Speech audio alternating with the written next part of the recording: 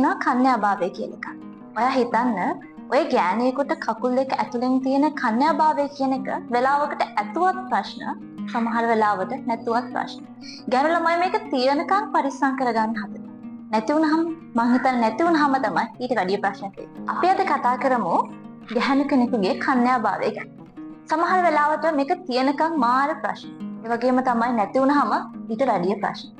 ඔයා හිතන්න 10 වසරේ පුංචි ගැහැණු ළමෙක් වෙලා ඉන්න කාලේ ඔයා ඉස්කෝලේ ඇරලා පාර දිගේ යනකොට ඔයා නොදන්න, ඔයා අකමැති, ඔයා අප්‍රසන්න මිනිහෙක් ඇවිත් ඔයාගේ කකුල් දෙක අස්සේ තියෙන කන්‍යාභාවය කියන එක නැති කරලා දාන්න. ඒක ඉරලා පොඩි කරලා විසි කරලා දාන්න. ඊට පස්සේ මොකද්ද වෙන්නේ? එහෙම දෙයක් සිද්ධ වුණායින් පස්සේ එතනින් එහාට මුණ දෙන්න. අවුරුදු 15ක පුංචි ගැහැණු ළමෙක් වෙන ඔයාට පුළුවන්. අපි හිතමු අපි මේ වෙලාවේ ගොඩාක් දුක් වෙලා මගේ ජීවිතේ විනාශ වුණා කියන අරුණ අපි මැරෙන්න යනවා කියලා. එහෙම මැරෙන්න යනකොට ලෝකයා ඔයාව බේරගන්න. කමක් නෑ දරුවෝ. ඔක එච්චර දෙයක් නෙමෙයි කියලා කියන්නේ. ලෝකයා හැම කියනවා අපි මේ වගේ කතා අහලා තියෙනවා. ඒක අහුවට පස්සේ අපි සමහර වෙලට ජීවත් වෙනවා. එතනින් එහාට ඔයා හිතන්න මේ සිද්ධිය නිසා ඒ අප්‍රසන්න, ඒ අකමැති මිනිස්යාගේ ලේයින් ඔගේ කුසේ දරුවෙක් ඉපදෙනවා. ඒ දරුවා බාර ගන්නවා කැමතියි. ඒ දරුවව තමන්ගේ කුසේ දස මාසයක් හදන්න, ඒ ලේ කැටිය මේ ලෝකෙට ඉපදුනාට පස්සේ ඒ මිනිහගේ මූණ මතක් කර කර ඒ ලෙන් ඉපදිච්ච ලේ කැටියට කිරි දෙන්න, තමන්ගේ තනින් කිරි දෙන්න තමන් කැමති වෙයි. මෙන්න මේ වගේ ප්‍රශ්න ගොඩාක් එනවනේ. අපිට මැරෙන්න දුන්නේ නැති ලෝකයා අපිට පස්සේ කාලෙක කියනවා උඹට ඕනෙම නම් ඔබ මැරියන්. හැබැයි ඔබ බඩේ ඉන්න කිරිසප්පය අපිට දීලා. ඒ කිරිසප්පය මේ ලෝකෙට දීලා. එහෙම කිව්වයින් පස්සේ අර මැරෙන්න යනකොට ඔයාව බේරගත්ත ලෝකයා එහෙම කිව්වයින් පස්සේ කවදා හරි දවසක ඔයා මේ ජීවිතේ පුංචිම හරි තැනක් වෙනස් කරගත්තොත් ඔයාට ඒ වගේ හොඳ කියයි. එතනින් එහාට ලෝකයා ඔයාට මොනවා කියයිද? ඒ වගේ කතාවක් තමයි මනෝහරි ජයලත් අබාසාත්‍ය කියලා කියන්නේ. අද අපි back to book කරහා කතා කරන්න ලෑස්ති වෙන්නේ මෙන්න මේ අබාසාත්‍ය කියන පොතේ තියෙන කතාව. මම හිතනවා මනෝහරි ජයලත් ලංකාවේ ගැහැණු ළමයිට විතරක් නෙමෙයි මේ මුළු ලෝකෙටම ලස්සන පාඩමක් කියලා දුන්නා කියලා මේ පොත ලිවීම හරහා. මම අර ඉස්සෙල්ලා කිව්වා වගේ ජීවිත කතාවක් තමයි මෙන්න මේ පොතේ ඉන්න අබාසාත්‍ය කියන ගැහැණු ළමයාගේ ජීවිත කතාව. මේ අබාසාත්‍ය කියන ගැහැණු ළමයාට තමන් අකමැති මිනිස්සෙක් නිසා අහම්බෙන් ජීවිතයේ අවුරුදු 15 කියන පුංචි කාලෙදී මේ වගේ සිද්ධියක් සිද්ධ වෙනවා. එතනින් එහාට එයා එකපාරක් ගඟට පනිනවා. ලෝකයා එයාව බේරගන්න. එයා ආයෙමත් ගඟට පනිනවා. එතකොට තමයි එයාගේ මුළු ජීවිතේම වෙනස් වෙන දවසේ. මෙයා ගඟට පනිනකොට බේරගන්නේ කැලෑවක ගංජා හේන පවාගෙන හිටපු ගෝපාල කියන මිනිසයා. අපේ ජීවිතේ සමහර සුවඳවල් තියෙනවා. සමහර ශබ්ද තියෙනවා. සමහර සංකේත තියෙනවා. සමහර මියුසික් තියෙනවා. අපේ ජීවිතේව හාත්පසින් වෙනස් කරන. එහෙම දේවල් මං හිතන්නේ මම මෙහෙම කියනකොට ඔබට සමහර සංකේත මතක් වෙනවා. සමහර ඉඟිබිඟි මතක් වෙනවා ඇති. ඒ වගේ ගෝපාලගේ ජීවිතේ උඩු යටි කුරු කරලා වෙනස් කරපු සද්දයක් තමයි එදා අබාසාත්‍ය ගඟට පැනපු සද්ද. එයා මේ අබාසාත්‍යව බේරගන්න. එයාගේ බඩේ ඉන්න දරුවවත් බේරගෙන එයා ඒ දෙන්නව ජීවත් කරනවා. අබාසාත්‍යටයි ගෝපාලටයි මේ ලැබෙන දරුවා තමයි ඕලු කියලා කියන්නේ. අබාසාත්‍යට මුළු ලෝකෙම උදව් කරනවා මේ ඕලු කියන පුංචි පැටියව හදාගන්න. මම ගෑනු දරුවෙක් නිසා ගෝපාල හරියට බය වෙනවා. මම කොහොමද කෙලි පැටියෙක් එක්ක හදාගන්නේ කියලා. නැල පස්සේ එයාලගේ හාම්පුතෙක්ගේ පොල්වත්තක තමයි ජීවත් වෙන්නේ. එතනින් එහාට අබාසාත්‍යගේ ජීවිතේ ගොඩාක් වෙනස් වෙනවා. හිතන්නකෝ මේ අවුරුදු 15ක පුංචි ගෑනු ළමයෙක්නේ. තව ඉගෙන ගන්න ආස ඇති. විලාසිතා කරන්න ආස ඇති. කවදා හරි දවසක කැම්පස් යන්න, හොඳට ඉංග්‍රීසි කතා කරන්න මේ හැම දෙයකම ගෑනු ළමයි කැමතියි. මේ හැම දෙයක්ම අබාසාත්‍යගේ හිතේ තිබුණා. එයාගේ ජීවිතේ එක තැනක වැරදුනාට පස්සේ මෙයා ආයෙමත් ජීවිතේ පටන් ගත්තයින් පස්සේ ලෝකයා ආශිර්වාද කරාට පස්සේ මෙයා හිතනවා කොයි හරි තැනක වෙනස් වෙනවා. මට කියන්න මේ වගේ සිද්ධියක් සිදු වුණාට පස්සේ ආයෙ පහු ගෑනු ළමයෙකුට ලිප්ස්ටික් දාන්න, කොට ස්කර්ට් එකක් අඳින්න අයිති නැද්ද? ජීවිතේ කොයි හරි තැනක ආයෙ පහු ලස්සනට පටන් ගන්න අයිති නැද්ද? මෙයා මැරෙන්න යනකොට බේරගත්ත ලෝකයා ආයෙ කවදා හරි දවසක කිව්වොත් ඔබ දැන් දරුවෙක් ඉන්න ගෑණි. මේ අවුරුදු 15ක පුංචි ගෑනු ළමයෙකුට මෙහෙම කියන්නේ. ඔබ දැන් දරුවෙක් ඉන්න ගෑණි. ඔබට දැන් මිනිහෙක් ඉන්නවා. ඔබ මේගොල්ලෝ කියන දේවල් අහලා මේ විදිහට ඉන්න ඕනි කියලා. හිතනවද සාධාරණයි කියලා?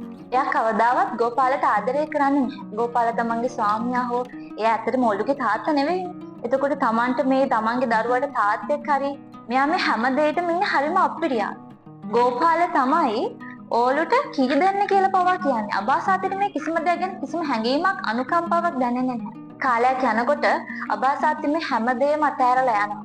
මම ගෙදරිනුත් යනවා. එතකොට මේ එයාට මුළු ලෝකෙම ආශිර්වාද කරන්න එකතු වෙලා, ඒ මුළු ලෝකෙම එකතු වෙලා ආයපහුව එයාට බන්න. මට කියන්න මිනිස්සු හරිද? මට කියන්න මිනිස්සු මේ කියපු කතා හරිද? ඔයා හිතන්න කවදා හරි දවසක අපිට පුළුවන් වෙයිද ආයපහුව ජීවිතේ පටන් ගන්න ඒ වගේ ලස්සන ගෑනු ළමයෙකුට කොහේ හරි බන්න? තමන් කුසට කොහෙන් හරි දරුවෙක් ආවා. ඒ දරුවා දාලා ගියාට පස්සේ, ඒ දරුවා හදාගත්ත කැමැත්තෙන් නෙවෙයි එයා දාලා ගියාට පස්සේ. එතකොට අපි මොකක්ද ඒගොල්ලන්ට කියන්නේ? මේ පොතේ මම දකින ලස්සනම දේ අබාසාත්ගේ කතාවට වඩා ගෝපාලගේ කතාව. මං කියවනේ ගෝපාලගේ කතාව මාර විදිහට වෙනස් වෙනවා. එයාගේ මුළු ජීවිතේම පුදුමාකාර විදිහට වෙනස් වෙනවා. අබාසාත්ගේ ගෙදරින් ගියාට පස්සේ මේ ඕලු කියන පුංචි ගෑනු ළමයා බලා ගන්න වෙන්නේ ගෝපාලට. ඔයා හිතන්න නොදන්න පිරිමියෙක් ළඟ පුංචි ගෑනු දරුවෙක් හැදෙනවා කියන එක. මේ කාලේ හැටියට නම් ඒක ටිකක් භයානක. අපිට පිළිගන්න අමාරු. ළමයාගේ සුරක්ෂිතභාවය ගැන පිළිගන්න අමාරු කාලයක් නෙමෙයික. හැබැයි ගෝපාල හැඟීමකින්වත් ඒ දරුවට කරදරයක් කරන්නේ නැහැ. එයා අබාසාතිට කරදරයක් කරේ නැහැ. වගේම අබාසාතිට පිට මිනිහෙක්ගෙන් ලැබිච්ච ඕලු කියන පුංචි ගෑනු ළමයාට කරදරයක් කරන්නේ නැහැ. මේකේ මං හරියම සංවේදී වෙච්ච තැනක් තියෙන තමයි ඕලු දවසක ලොකු ළමෙක්. අපි දන්නවා ලංකාවේ සිංහල චාරිත්‍ර වාරිත්‍රවලට අනුකූලව ගත්තම ගැහණු දරුවෙක් මල්වර වෙනවා. එහෙම නැත්නම් ගැහණු ළමෙක් ලොකු ළමෙක් වෙනවා කියලා කියන තැනදී එයාගේ අම්මා, එයාගේ ගැහණු සහෝදරයන්ට කොයිතරම් ළඟින් දැනෙනවද කියන්නේ. ඒ දැනෙන වේදනාවන්, ඒ දැනෙන අලුත් අත්දැකීම්, ඒ චාරිත්‍ර වාරිත්‍රයක අපි ගයක් ඇතුළට වෙලා ඒ නහන්නේ නැතුව, කෑම කන්නේ නැතුව ඒක හරි අමාරු කාලයක් ගැහණු දරුවෙක්. ඔයලා මේක ගෙවන්න විශ්වාස කරන්නේ තත්ත තනි. කියන්නේ තමන්ගේ අම්මත් නැතුව, තමන්ගේ තාත්තත් නොවන තමන්ව රැක බලාගත්ත පිට මිනිහෙක් ළඟ. ඕල්ට බෙහෙත් මුට්ටිය නාවනකොට ගෝපාල කල්පනා කරනවා මං කාට කියලාද? ඒ කියන්නේ සාමාන්‍ය සිංහල චාරිත්‍රවලට ගත්තම ගැහණු දරුවෙක් මලරුණාම එයාව නාවන්න ඕනේ බෙහෙත් මුට්ටි තවත් ගැහණු කෙනෙක්. අම්මා හෝ නැන්දනේ. හැබැයි දැන් මෙයාට අම්මත් නැහැ. එයා දන්න කෙනෙක් කිසිම ගැහණු කෙනෙක් නැතුව. එදා ඕලුගේ ඔළුවට බෙහෙත් මුට්ටිය නාවන්න විශ්වාස කරන්න මේ ලෝකෙ කිසිම ගැහණෙක් හොයාගන්න බැරි. ඒ වෙලාවේදී ගෝපාල කල්පනා කරන දේ තමයි මට ඕගොල්ලෝගෙන් අහන්න තියෙන්නේ. හිතන්න ගෝපාල තමයි අබාසාති මැරෙන්න යනකොට ඒ දරුවත් එක්ක බේරගන්නේ. මට උඹේ අම්මගේ කුසේ උඹව ඉන්නකොට උඹව බේරගන්න හොඳයි නම් අබාසාතිගේ කකුල් දෙක අස්සෙන් ආපු පුංචි ලේකැටිය අබාසාති බාර ගන්න කැමති නැති වෙනකොට උඹව බදාගෙන ඉඹින්න හොඳයි නම් උඹට කිරි දෙන්න බෑ කියලා ගෑනු උඹව විසික් කරන්න හදනකොට ඒ කිගේ තනේ අරගෙන මං උඹට කිරි දුන්නා නම් උඹ ඉස්කෝලේ ආවල උඹට කවලපොවල අම්මත් නැතුව මං උඹව බලාගත්තා නම් ඇයි මට අකැප උඹගේ ඔළුවට මේ බෙහෙත් පොට්ටිය නාවන්නේ? හිතන්න ගැහණු ළමයෙක් එහෙම තනියම ජීවත් වුණාට පස්සේ පිරිමියෙකුට ඒ වගේ තාත්තෙක් නොවුණු තාත්තෙකුට අකැපයි දේ වැඩි. මේ ලෝකේ අපි දන්නවා සම්ප්‍රදායන් තියෙනවා, චාරිත්‍ර වාරිත්‍ර තියෙනවා, අපි ඉගෙන ගත යුතු දේවල් තියෙනවා. හැබැයි මේ හැම දෙයකටම වඩා මනුස්සකම, මිනිහෙකුගේ අසරණකම කියන එක, ආදරය කියන එක වටින්නේ නැහැ. ගෝපාල මේ හැම දෙයක්ම අමතක කරලා ඔළුව නාවනවා. ඔළු දවසක පුංචි කතාවක් කියනවා. මේ පොතේ අන්තිම හරිය කතාව තියෙනවා. මේ පොත අනිවාර්යෙන් කියවන්න කියලා මම ඔබෙන් ඉල්ලන්නේ කතාව නිසාමයි. අප්පච්චි එයා ගෝපාලට කිව්වා අප්පච්චි කියලා. අප්පච්චි කවදාවත් බුදු වෙන්න එපා.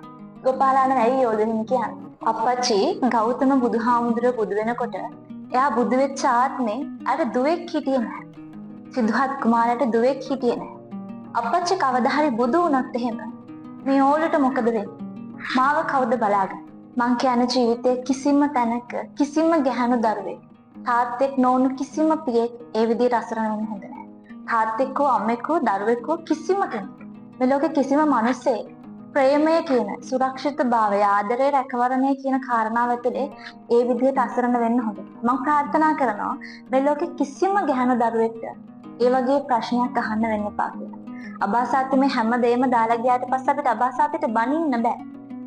ගෝපාලට බුදු වෙන්න කියන හැරෙන්න මට මේ පොත කියවුවට පස්සේ වෙන කියන්න දෙයක් ඉතුරු නැහැ. අපි කොහොමද අබාසාතිට කියන්නේ ඔබගේ ජීවිත විනාශ වුණාට පස්සේ ඔබ මේ ගන්න තීරණ වැරදි කියලා.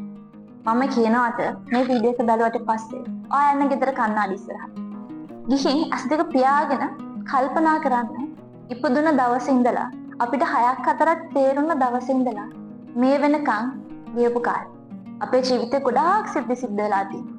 අපේ ජීවිතේ හුඟක් මිනිස්සු මුණ ගැහිලා තියෙනවා. අපි ඉගෙන ගත්ත පාඩම් අපේ අතේ ඇඟිලි අපේ කකුල ඇඟිලි වලට අපේ ඔළුවේ කෙස් වලට වඩා වැඩි. අපි කොයිතරම් දේවල් වැරදි ඉගෙනගෙන තියෙනවා. එතකොට ඔයා හිතන්න අපි මේ අපේ කණ්ණාඩියෙන් අපේ රූපෙන් දකින වැරදි මිනිස්සයා කොහොමද මේ ලෝකේ තව මිනිස්සෙක්ගේ වැරද්දක් නිශ්චය කරන්නේ? අපි කොහොමද මේ ලෝකේ අබාසාත වෙලාට බනින්නේ? අපිට ගෝපාල බුදු වෙනවා කියන හැරෙන් අපිට අබාසාතයට බනින්න බෑ. කෙනෙක්ගේ ජීවිතේ දන්නේ එයා විතරයි. එයාගේ ජීවිතේ වෙන සිද්ධියකට මුහුණ දෙන්න වෙන්නේ එයාට විතරයි.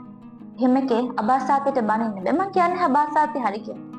ගැහණියෙක්ගේ කුසට දරුවෙක් ආවට පස්සේ විශේෂම දේ එයා තවදුරටත් ගැහණියෙක් නෙවෙයි. එයා මවක්. මවකගේ යුතුයකම මවකගේ වගකීම අබාසාත යම් තැනක පැහැර හැරියා තමයි.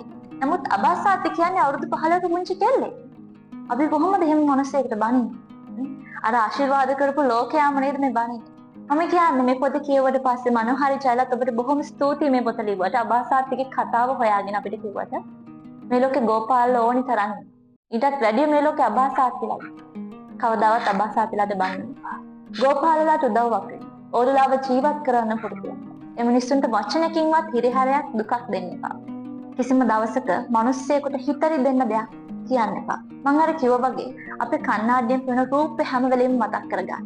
අපේ ජීවිතේ වෙච්ච දේවල්, අපේ ජීවිතේ වෙච්ච වැරදි, ඉතින් පසුබස්සට මේ හැමදේම මතක් කරගන්න. එතනින් එහාට ඔබට හිතේවි අපිට තව කෙනෙක්ව විනිශ්චය කරන්න, අපිට තව කෙනෙක්ගේ ජීවිත කතාවක් අහලා යට බනින්න අපිට ඒ දේවල් කරන්න බෑ.